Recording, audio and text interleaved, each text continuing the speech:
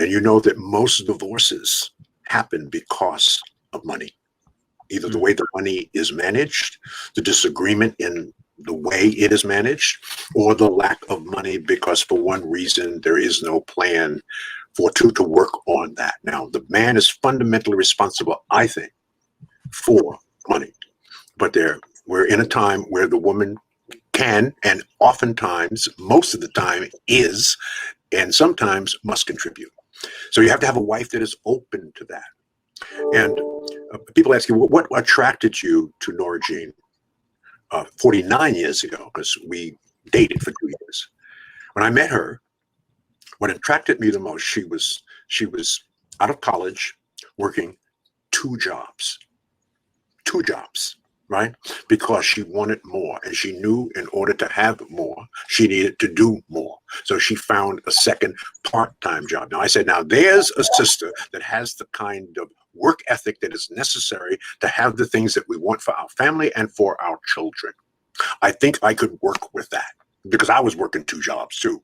So that was one of the things, one of the big things, aside from the fact that she was fine and sweet and just, everything that I wanted in a wife. Now, I waited fairly late to get married because listen, the average man doesn't mature until 40 years old. I think one of the biggest decisions, bad decisions that we make is that we make that choice, that the most important choice in our life, too early. I mean, we don't even know ourselves yet.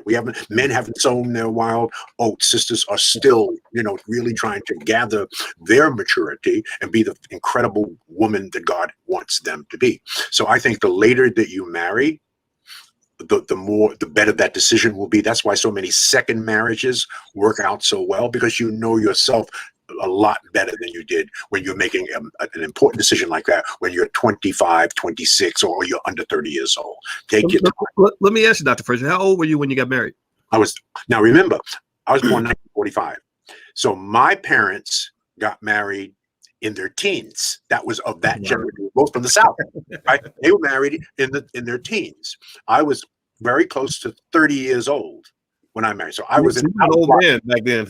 Right. Because in the baby boomer generation, you fundamentally got married when you technically graduated from college, 4 or 5 years out of high school. Okay. The pressure was on. Right. So I was not ready. I knew that I was not ready. Right. I knew that I could not make a good decision. And if I made that decision, I would not honor that decision, because the vow says till death do us part. That's what the vows say. So are you serious? Is that what you really want to do? Are you ready, willing, and able to stay with your partner until death do you part? Or are you just sampling, or you just trying stuff? Well, that's very expensive. And as we had this conversation earlier, right? Mess a marriage up 2 or 3 times and see what that looks like. Because when you get married, you combine your assets. Let's say you stay together for 4 or 5 or 6 years. Something happens, you divorce, you divide the assets. You get half, she gets half. Then you marry again. And things are going fine, 3 or 4, 5, 6 years into it, something happens and you divorce again. The half that you had now has to be divided in half again. Do that 3 or 4 times and see what your life looks like, right? So you got to really it's an economic decision. It's mostly a sort of a spiritual and an emotional decision, but it's a very serious economic decision as well.